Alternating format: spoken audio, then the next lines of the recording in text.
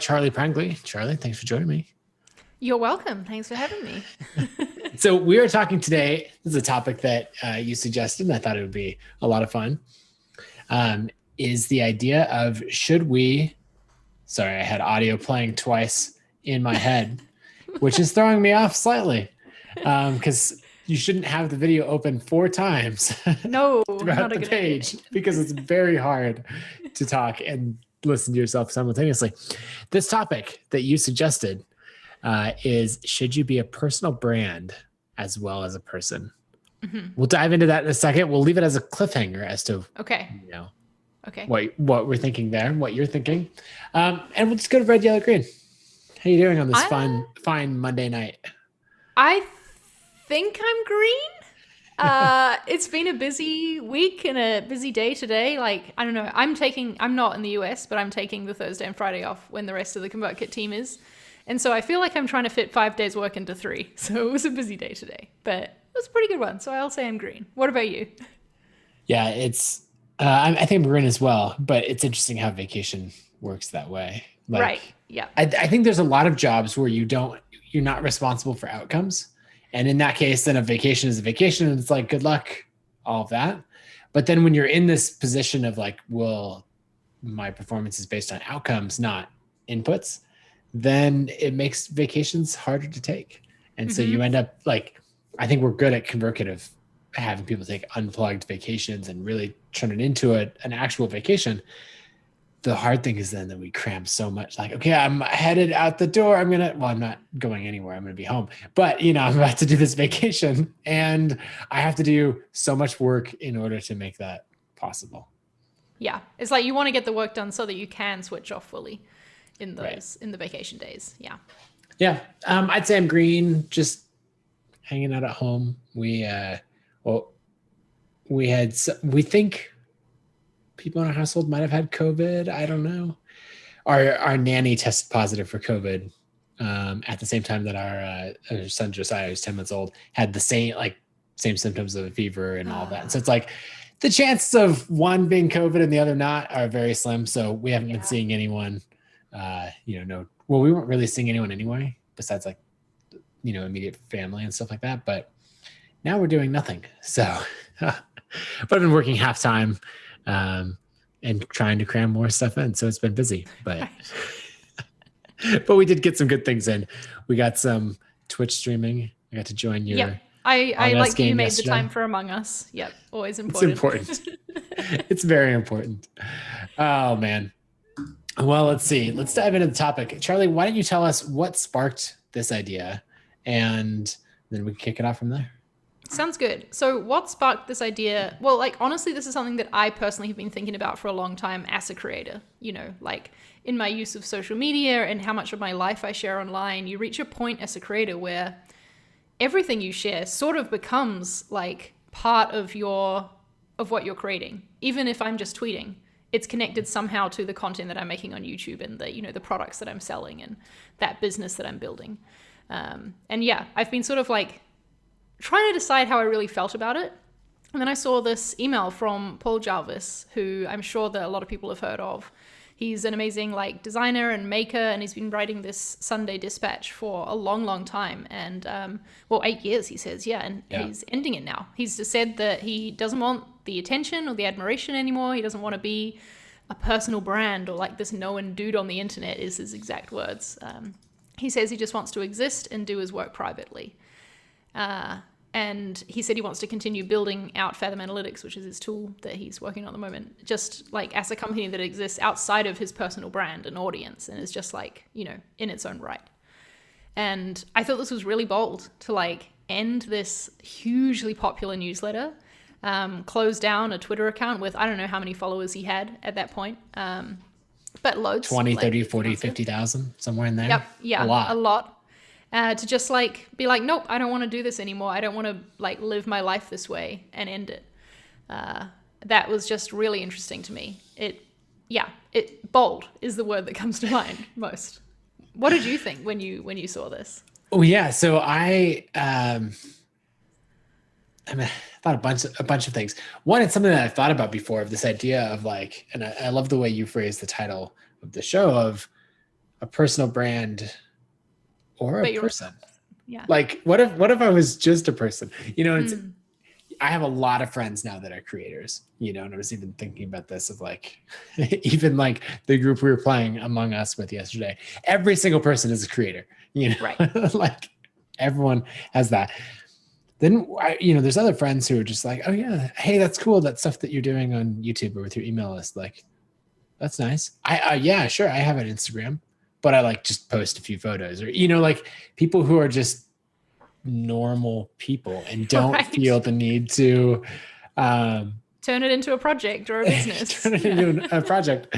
So I had a few different thoughts with this. One is I've considered it a few different times, never seriously, because I think for me the benefits far outweigh any of the downsides. But I had just a week ago read a book called Searching for Dave Chappelle, which is about when, for anyone who doesn't know, Dave Chappelle, wildly famous comedian, at the peak of his career, had a $50 million deal for the next, I think it was just a season of the Dave Chappelle show. And he decided he didn't want to do it. And he walked away from the whole thing and he disappeared like completely. Wow. And he would I show didn't know up that. here and there and he would do stand-up shows.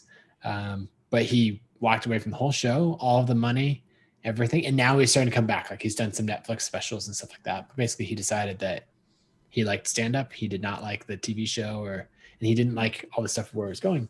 And so he just completely walked away. Kind of in the same way that Paul Jarvis did, except that Paul actually sent like a breakup letter. I think Dave Chappelle just disappeared. Like he just did not show up to film anymore, which is even crazier. And then kind of the last thought is you see people struggle kind of a lot with this. It's somewhat imposter syndrome, somewhat, do I want to be this brand? Do I deserve this? I think you see a lot of creators self-sabotage at some level of success. And you can certainly walk away without self-sabotaging. You can, it can mean a lot of different things. So we can dive into all of that. First, I'd love to hear from anyone in the chat tuning in. Is this something that you've considered of like going back to being a normal human, just an individual person? And then Charlie, is this something, oh, go ahead.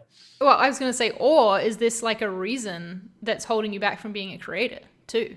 Because I know that's something a lot of people like making things, but they don't want to like have to do the social media thing and put themselves out there and sort of live a more public life in order to get more eyes on the thing that they're making. Right. It's like a hard toss up. Yeah. This is definitely something that I've thought about. I've never thought about stopping everything that I'm doing, but there are definitely times where I'm like, man, it would be nice if I could just like be completely carefree with what I put out on the internet and not worry about any consequences or like, I don't know. I feel like I purposefully, very purposefully though, try and toe this line in that my Instagram, for example, is mostly photos of me on holiday with my family or like, in this travel spot. And I have resisted the urge to make it full of like, carousel posts with design tips, that sort of thing. Right. Just recently I started putting up some posts sort of like promoting my videos to like sprinkle them in amongst the photos and test how that's going, because I felt like, well, this is maybe a missed opportunity here that I'm not promoting my videos enough. And I put work into them, so I want people to see them. But it is like a thing that I think about. And same with my Twitter. You won't find me being just in my niche talking about design on Twitter. Like, you're going to have to put up with me talking about Among Us and Formula One and I don't know, whatever else is on my mind as part of that. But I have noticed the bigger my audience grows, the more conscious I am of that. And the more tweets I write and then delete, if that makes sense. Oh, it makes complete sense. Yeah. And it's not because my thoughts are anything controversial or whatever. It's just like, I don't know, everything I put out there, I'm thinking, okay, and how does this relate to like this persona that I'm building? Intentionally or not, because that's what you're doing when you are a creator, like public online. That's interesting. I don't know that I've thought about it as so much as a carefully crafted persona. I do think about it in terms of is this worth the potential controversy? Like, someone posted, I think this was Austin, who was one of the founders of Morning Brew, posted something about the more retweets you get and the further it gets outside of your circle, the more people feel the necessity to like take it out of context or assume the worst or whatever. Yeah. And so as it expands in popularity, the more people go like, this is crazy. Now, I don't know that I feel that side of it so much, but I do filter my tweets where I'm like, I could post this, but you know what? That's not worth. So I guess that is me worrying about the persona of it. It is. I guess in those cases, I just like text them or DM them in Slack to Barrett. And he goes like, yeah, no, I agree, but you shouldn't post that. So it's important to have maybe just your friend text group where those things go out to. And it's not like it's some horrible controversy that you'd be saying. But it's anything can be controversial on the internet. Especially these days, and that brings up a point of, even if you're this normal, let's say you weren't trying to be a known quantity, you're not trying to be a personal brand or any of that, but you have a Twitter because you enjoy following people, or you have Facebook, or Instagram, any of these platforms, you can still run into the downsides of it if you're posting and putting out content. Like, I can't remember her name, but there's a famous story maybe 3 or 4 years ago of someone, I don't know if she was flying to New Zealand or Australia. No, she's flying to South Africa. And when she tweeted something that was controversial, and it wasn't even taken out, it was just a dumb thing to say, and then she got on the plane, I think in Amsterdam, and it's a 13-hour flight, something crazy. And so she tweets that, gets on the plane, and it turns it like the tweet gets shared, goes viral. She has lost her job, like all kinds of stuff, even by the time she's landed. Wow. Because like it turns into this whole thing. And so her name's not Justine. Anyway, but it turned into this whole thing of like, has so-and-so landed yet? Became a major trending hashtag on Twitter and all of this. And I think she worked a little bit in PR and stuff like that, but she wasn't a personality at all. So I guess the first thing is, regardless of whether or not you're a personality, like if you're engaging online, the downsides of social media can still hit you. Right. And you can unintentionally be a personal brand, I guess. Don't know. Now I'm gonna pull up this. Oh, it is Justine. Yeah. Yep. Justine. I can't believe I missed that. I feel like I hang out on Twitter like a lot, and that completely just did not make my radar. It was back in 2013, so it was a long time ago. Okay. Yeah. And it's a totally tasteless tweet, that she shared, and like, but at the same time, I don't think she deserved the level of, like, I don't think people should lose their jobs over a careless tweet like that. But I guess taking it back, and actually Chris brings up something interesting in the chat. He talks about AJ from Card. So Card is a landing page website building tool, really popular in the no code space. Integrates with a ConvertKit. Super cool product, and he stays totally anonymous. I didn't know that. Yeah, so he's really got interesting. His name on there. His photo is not a photo of him. Okay. It's just like, I actually don't even know what it is. Is it him wearing a shield or a helmet, or I'd have to look it up. And that's it. And he, as Chris mentions, letting his work speak for himself. And I think that's really interesting on one end. Also, you come across all of these people who have built massive companies or really successful things, and they've got like 1,000 Twitter followers. Right. And I think that's kind of what Paul is getting at, of like, well, hold on. What if I was known for being the CEO of Fathom Analytics? Yeah. And by known, I mean, if I wanted, as I need to email people for business development stuff and make connections and that kind of thing, people go, oh yeah, I know who Paul is. He's a good guy. Yeah. Instead of being known for a lot more than this. This, what Chris is saying about AJ being anonymous makes me think of Well, I'm going to bring it back to Among Us for a second, but a creator I've been watching a lot recently. He's called Corpse Husband is his YouTube channel name. And he like first got got a following a few years ago making, telling scary stories because he's got like this deep voice that's, you know, a great storytelling voice. Quite the voice. Quite the voice. But he stayed anonymous. Like no one knows what he looks like or what his real name is or anything like that. And he's like blowing up right now. I think he hit 5 million subscribers on YouTube the other day. And that's been like a 4 million growth this year almost. Right. And it's been really interesting seeing him talk about the pressure that the anonymity is bringing though. In that now, because he's so famous, like, you know, that his personal brand is so famous, people are wanting to know the person behind it. Right. And people are like trying to figure it out and like, you know, play detective with it. And that's scary in and of itself, you know, that the lengths that people will go to find out. Well, and that's interesting because the lack of information builds excitement and interest. Yes, definitely. Right? Yep. No one is trying to spend any time figuring out who Nathan Barry is, right? Or who Charlie Prangley is, right? Because it's just like, it's out there, you know? People can figure out roughly. You can just Google us. Yeah. You can Google us, figure out roughly where we live, what we're let's into. Not encourage people to do that. Yeah. I mean, at a high level, right? Right. By city. Though, you know, I got a reply to my email list the other day of someone who's here in Boise who I didn't know. And they were like, hey, love what you're doing with your property. Because they mentioned a little bit of what we're doing with our property. And they said they drive by it all the time because I do live near a major road. And, you know, and so that was one of those things. It was kind of interesting. Okay. How did that make you feel when someone said that to you? I probably like 90% didn't care.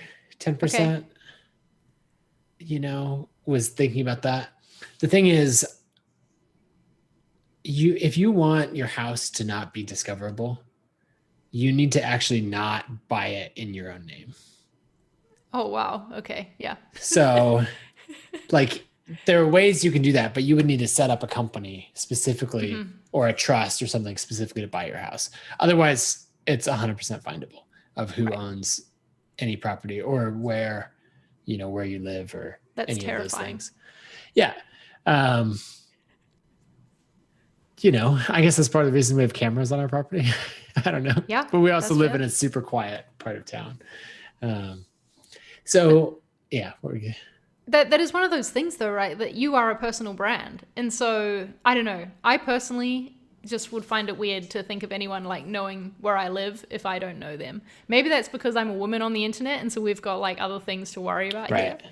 But yeah, I've always been really careful to not like vlog right outside our property or anything like that. Maybe I've been a little looser since moving to Spain because it's like, I don't know, feels less risky than in London where a lot of my audience lived. I don't know. But yeah, that's something I'm always wary of. And I have interesting things like, I don't know, what we're saying about the mystery. So my boyfriend, Mark, doesn't like to be in videos. Like he's just not an on-camera person. And so that's fine. My videos are not about him. They're about my work. He doesn't need to be on camera. But anytime, like, I don't know, there's any sort of like, I don't know, people are really interested in who he is because they haven't met him and they haven't seen him, if that makes sense. And maybe, I find that, I mean, I'm imagining that like if you did say 1 million subscribers and then there was this like reveal video with Mark or something like that's something that people would pay attention to and really enjoy. And so exactly what you're pointing to of like, there's this mystery that builds up when you're just like, and it's self-fulfilling. Yeah. The more the less time you go or you spend talking about it, then the bigger it becomes, which is wild. And for me, I'm like, I wish there was a way we could pick and choose what people were interested in.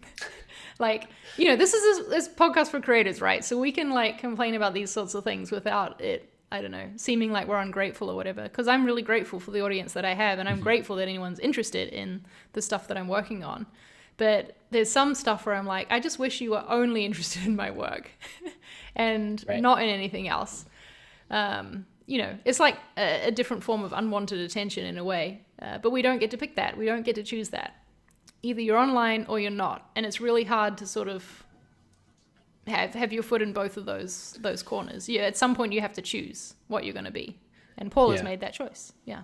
Well, so digging into that, some of the downsides, I don't know how Paul would feel about the fact that because he's going private, we're talking about him. I know. Yeah, I feel a little bit bad about that, but he did send the email out to thousands of people on his list. So. Probably like 40,000. Yeah. And so that's something, right? Paul is already someone who, yes, he'll go on podcasts. Yes, he'll put out a lot of things, but he's already had pretty good boundaries or guidelines of like, this is what I do online. This is my private life. That kind of thing of like, even just not going to conferences for so long. And he would be like, look, I live in the middle of nowhere in British Columbia. Like, I'm going to do my thing. Don't bother me. Compared to other people who might be looking for that name recognition or who might enjoy getting recognized on the street. Right. Paul's very much the other side. What I'm curious about is more of those downsides. Like he didn't really get into it much in the email, but of like, what's enough to get you to walk away from that, especially in a case like for Paul, where he's walking away from significant earnings, right? Fathom Analytics is going to do great. I actually believe strongly in the message of, hey, I'm going to focus in on this one thing because it has crazy upside. And I've written about that in the $1 Billion Blog post that I put out a while ago. But at the same time, he's probably walking away from $1 million a year by not doing courses, public, all of that stuff. Sponsorships, whatever he wants. Yeah. It's a lot of money. Yeah. And, I think my world of trying to find compromise or balance would be like, okay, how can I have all of the upside without the downside? And I think right now I live in this world where, I don't have much downside to it, or I don't feel the downside. I don't know. Are there other downsides that you feel right now? I can feel sometimes what a lot of creators I've heard talk about, especially more on the influencer side, they feel like they're always on. Like just existing, they are working because their life is their content, right? And I feel like that was a conscious choice I made to not go in that direction because I saw it happening. I used to vlog a lot of my just life, not just the work stuff, but the life stuff too. On trips with friends or with family, that sort of thing. Now I don't do any of that. You're not going to see me I don't know, vlogging a holiday with Mark or with my parents or whatever.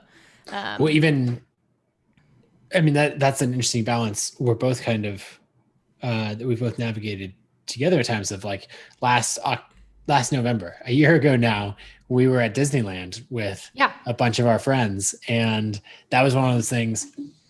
I don't think I ever did anything with the video, but I took a bunch of video because I wanted to remember it. And I remember a conversation we were having where you're like, yeah, this is not related to my work in any way. So I'm not going to take any video that's not, just for me. But at the same time, you and I both would post to Instagram with a photo of us and all of our friends in front of the Millennium Falcon or something like that, Oh man, so this is just making me miss Disneyland. Oh man. I could see that. Levi jumped in the chat and he said that so this is Levi Allen, who's another filmmaker friend of ours, says that the van that they live and travel in part-time is very recognizable, and that can be highly annoying at times. I guess there are those circumstances where you wouldn't want to be interrupted. And you I don't know, it's about being on, right? Right. Levi's hanging out with his family and is I don't know, maybe it's not a day where he feels like talking to a stranger. I don't know if Levi has those kind of days, but I have those days often as an introvert. Yeah. And, I know when I go to a conference and it's a design conference and I'm speaking that I can expect that people might recognize me from my videos because that's where my audience is going to be hanging out. And I am on the whole time, ready to smile at someone and have a conversation, When I'm just walking around my own city, I am not prepared to do that all the time. And that's why I prefer to, like, I don't know, not have it super well known exactly where I live, so that people could find me there, or, you know, notice me there, that sort of thing. And I think that at my level where I'm at, I don't really have to worry about that a lot right now, but I could definitely see it being a potential problem in the future, I guess. Right. That makes me think of a story that a friend of mine told. It was a business conference that I went to, and it was a small conference, maybe 100 people or so, 150, and everyone was, you know, like, I thought that ConvertKit was doing well, and then I talked to people, and they're like, ConvertKit is, but it's sort of thing where, like, okay, we have a small business compared to everyone who's here. And in that conversation, talked to a friend who has, in a previous career, she helped a lot of like Hollywood celebrities and, you know, LA elite kind of people find house managers and nannies and that kind of thing. She was talking to one of her friends in that world who's rich and famous, and he was asking, like, oh, what are you up to? And she mentioned she's going to this conference, and so he asked more about it. And then once he understands it, he goes, wait, so these people are all rich and not famous? Oh man, that'd be perfect.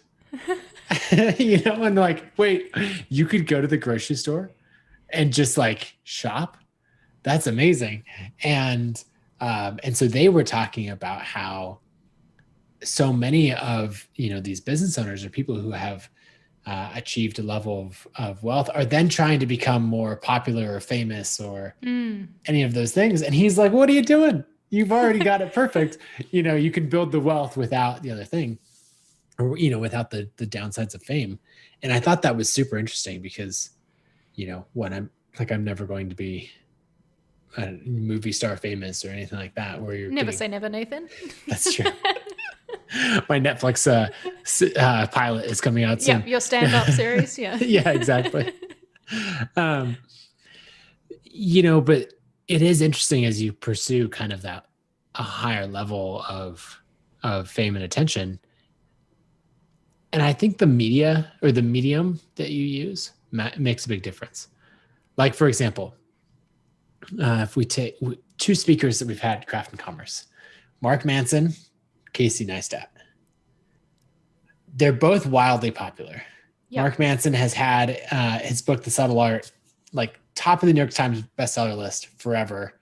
It only got displaced by his other book when it came out. I mean, talking to his agent, joking around, like called him up and said, hey, I have good news and bad news. Bad news is you fall into number 2 on the list. Good news is your new book is what could put you in that spot. So like crazy level of fame.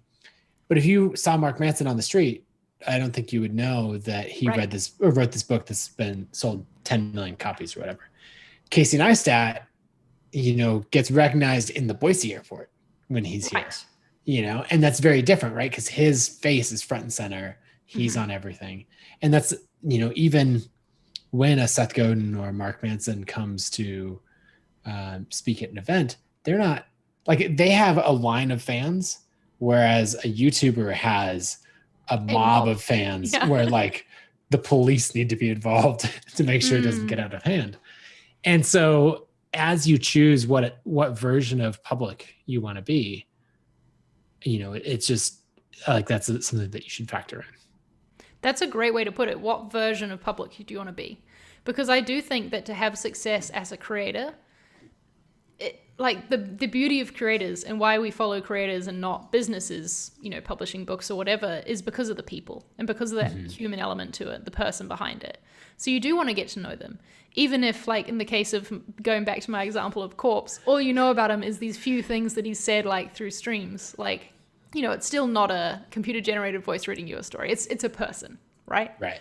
And you have to choose like how much of yourself are you willing to like trade for the success, I guess, or put out there. You're not trading it because you're still you, but share. Maybe that's a better word. How much of yourself do you want to share in order to be successful as a creator? And those are great examples that you just shared of different options that are available. And I think one isn't easier than the other to find success with. It might be just where your natural talents and interests lie, is what options are available to you. Because for me personally, I don't think I could have the Mark Manson type of success. I'm not that good a writer and I don't have that good an ideas at the moment. But like that would be something I could hope for in the future, right? Like I'm working on a couple of books, and that would be great for me to have someone know me from my books, not from my YouTube channel. That would be like a marker of success for me. And it's not because anything against the YouTube channel. It's just like that would be amazing, and that would be a dream, you know? Yeah. And so I think if this is something that anyone has pondered of the downsides of success, or understanding what the negative aspects of it could be, I would write down, what you're specifically worried about. Because if you're like, look, I do not want to be recognized on the street, then like, well, YouTube is probably not for you. Podcasting, that might be just great for you. Because like I'm a big Dan Carlin hardcore history fan. Not a clue what the man looks like. But if I was going through the grocery store and I heard him talk, I'd be like, oh, hey. Yeah. I'd expect him to like get into some big dialogue about World War I or, some massive conflict, and you'd be like, that's Dan Carlin, but that's a level of fame that you're not gonna have to worry about compared to a Casey Neistat or like another example at Social Media Marketing World one year. I remember Gary Vaynerchuk was there and he had given a talk and stuff, but there was even like this level of when people found out where he was hanging out, like it wasn't even an official meetup. He was just like, hey, hanging out here or some, and it was like 300 people descended on the hotel pool area to try to like get a photo, not a photo with Gary, a photo of Gary. Wow. You're just like, oh God. But that's because he's curated that, like, that brand where he's front and center. So, and I think that creators deliberating on this and deciding on it, you have to decide where your own line is too, right? Like it took me a bit of going perhaps a little over what I discovered was my line to come back to it and realize, no, I don't want to be doing that. In order for me to do this sustainably and to keep being excited about it, I need more like off time where I'm not thinking about being on camera and I'm not like filming every second of my day, worrying about trying to capture it all. Because for me, I found that truly did take away from me actually living it and enjoying it. Whereas for some people can do both. Some people can capture as well as live, and that's why they're famous vloggers, because they do it great. But that's not me. And so I had to learn where that line was for myself. And I've honestly found more success with my content since putting that in place, because I've been more passionate about it, right? And I've had more focus with it. And so it's worked out, and you can pull back if you want to, I guess is what I'm saying. What's interesting is that a lot of your content, it doesn't become easier to create, but it becomes more narrowed. It tends to focus in on a specific niche, and it's going to grow more easily because it's like, it's a lot of content in the same space. The other thing that's interesting is like if you put out like your salary videos, design salary videos have done really well. And while there's production that goes into that, it's not the level of like, let me go and do a whole vlog and all this stuff, because you're in your office in front of your camera. And actually a lot of really popular YouTube videos are just someone delivering content on a particular topic, to their audience, rather than doing a Casey Neistat, like here I am being everywhere and doing all this crazy stuff. Yep. Surfboarding and all the things. Surfboarding and backflips. I think so. I would also define, more of those lines. Where are they for you? Like Casey even has those that he doesn't put his kids' faces in his videos because he, is saying that basically their identity is theirs. I can do what I want with my identity, but I want them to be able to have their own. And then, I even think about like specifically in what you put out there, in your life, like knowing who the audience is, and saying, no, this isn't for everyone to follow me or all my stuff. This is my business content. So even though like Mark Manson, for example, or James Clear, they both have Instagrams, but their Instagrams are very much content from their articles. It might be some videos or clips, but it's very much like, nope, this is, this is just more of my core business brand. Yeah. It's supporting their main content. Yeah, exactly. think another thing that creators get into is they tend to think about things all or nothing. And I don't know. I haven't talked to Paul in a long time. Probably 2012 to, I don't know, 2015. We talked a lot more. So it's probably been at least 4 years since I've had an in-depth conversation with him. So I don't know that this is what he's doing, but I think creators can get caught up in making a big deal out of something or making it that it has to be all or nothing. And that's certain personality types. But for me, if I found myself in that place, I would just say, oh, I'm going to pull back. I wouldn't say I'm going to shut down and delete everything and go away. I would say, like, okay, I'm going to take a break from the newsletter and see how that feels. Or I'm going to, like, hey, just so you all know, I've decided to go all in on building this other business. So you know me for these 10 things going forward. I'm going to be talking about this one thing. Yeah. But it is interesting to think about, like, I'm not going to use the brand to try to grow the business anymore. I've thought about, what if you grew a business, I think on hard mode, which is where you're like, I'm going to do it without an audience. That has like sort of this appeal of like, I'm going to do it, to prove that I actually have the skills or something. But I think that's just making things artificially difficult. Okay, you bringing that up, I feel like that just sort of like stabbed me inside or something, thinking about that. Because a concern I have as a creator, I'm like, okay, I'm getting invited to speak at these design conferences. I have people interested in me writing a book or whatever. Are they only interested because I've built an audience?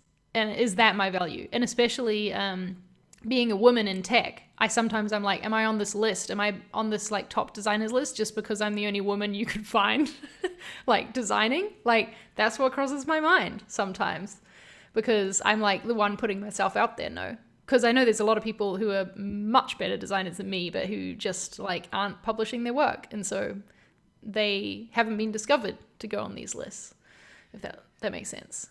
Okay. So the way we've got some imposter syndrome going on. We've got a few things. We might also have slightly off topic there. My bad. No, but I think it's interesting because it plays to this idea of I have two questions that like hypothetical questions come out of this. Is my work good enough to stand for itself? Mm-hmm. Right? Without everything that makes me, is my art, like if I had an art show and it was just a gallery and no one knew anything about the artist or anything like that, would they go in and be like, wow, this is incredibly moving? Or they'd be like, I don't know. And so the same thing with design, like, am I truly a great designer? Or is it that people are following me because they like who I am? Yeah, right. Is it me as a person or is it my personal brand that you're interested in? I guess is the way to bring it back. And there's this idea that, the work should be good enough to stand entirely on its own. Yeah. But I think it's so rare that actually happens. I guess Banksy would be an example. How much more famous is Banksy because of being anonymous and the play of that? And maybe that's a case of them saying, like, my art will stand for itself and you shouldn't pay any attention to me. You shouldn't dig layers back of like, oh, the artist did this because of this in his childhood and whatever else. It's like, right. No, it's a whole cultural statement and it can stand on its own because there's nothing else for it to compare to. Right. Because you don't know anything about me. Yeah. It's a complicated topic. Kind of one last thing that I want to talk about, and unless you have other things as well, but is the self-sabotage that I think creators can do. Yep. Is I think that we can overcomplicate these things and then get to a point where we actually start to get in our own ways. I've seen this a lot with people who get an audience going, say 2, 3, 4, 5,000 people on an email list. And they sell that first product and they make the first $10,000, $20,000, $30,000 and they find that level of success. And then they think like, oh, I don't deserve this. Or how could this, like, there's this mindset that I think you see with a lot of creators of like, good things don't happen to me. Yeah. And so then when good things do happen, you're like, okay, but the other shoe's about to, like something is going to happen to take this all away, so I shouldn't enjoy it. And they end up doing things to sabotage the thing that was working. Right. I don't think that's at all what Paul is doing. I think that he's super thoughtful, and I think he more than anyone is clear on what he wants, and he's just saying like, this is what I want, I'm going for it. But I'd be really careful of that, of the problems that are in front of you, for the hypothetical creator who's listening. Like, take a step back and try to see, are these real existential problems, or are they more like just a function of doing the work and questions that come up from that? Yep. And also, this is a case where you really need, like, the Barrett that you talked about, sending him the message on Slack instead of tweeting it. Like, you need that person that you can talk to instead of, I don't know, the amount of public meltdowns that I've witnessed on Twitter from creators over the years, that it's really unfortunate. And it happens when you reach this point where your life is, well, like you said, it's changing in a way that maybe you didn't expect or don't believe you deserve or something. And you can self-sabotage in that way. So having a community, having someone you can talk to in a more private setting about it, instead of burning it all down while you're in the height of the emotion, is important. Yeah. And I think, just to wrap it up, there are plenty of ways to do it. It's not all or nothing. It's not one person's version of a brand. You could gradually transition into being entirely, a brand that's bigger than you, that's not your name. Yeah. You don't have to start over to do it. You look for the creators who do things in a way that you think, oh, I wish I could have that. And then dig into why specifically. What are the aspects of it that you really like? And that might be one of those things where you're like, oh man, I always wanted to start a vlog and be popular on YouTube and all these things. And then you realize, wait, but the creators that I follow the most are the ones who, now that I think about it, don't share their personal life. Okay. Maybe I don't want it. Maybe it's not the trip to the park with my kids that I'm going to vlog. Maybe it's just the conference, or maybe it's just what I learned this week, or any of those things, and realizing that everyone can have their own style and there's room for all of it online. Yeah, I love that. I think that's a perfect way to sum it up. So it's basically just something you have to answer for yourself. Is the result. We have no answers, but we do have creators that we can feature. So, Charlie, who do you want to feature today? I'm going to share my screen. So ironically, this is a creator who does share a lot of their life. This is Hannah Lee Duggan. And she is this just wonderful creator who's so ethereal and I don't know, she's so cool. She's just really cool. She bought a cabin in the woods recently and she's been renovating it, doing it up. And it's been fun to watch as she films her process. So I would highly recommend if you want some nice chill vlogs to have on in the background. Nice. That's super fun.